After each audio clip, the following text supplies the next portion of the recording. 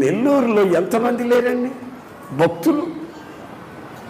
మరి రోడ్ల పక్కన పడిన నన్ను ఎత్తుక్కున్నాడు ఏంటి? ఏముందని నా దగ్గరికి వచ్చాడు ఆయన?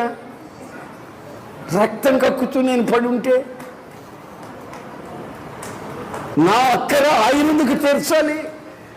నేను ఎవరిని?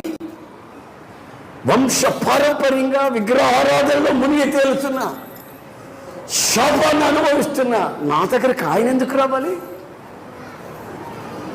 ఎవరినైనా ఒక పాస్టర్ని, ఎవరినో ఒక బెదర్ని, ఎవరినో ఒకరిని పంపించాడా? కాదు. హింసల్ ఆయనే దిగి వచ్చి ఆయన ప్రత్యక్షత చూపించి నా అంతరంగంలో ఉన్నటువంటి నా అవసరం ఏంటో గ్రహించి నాకు నలుదిశలా నెమ్మదిని కలుగు చేసి, ఇదిగో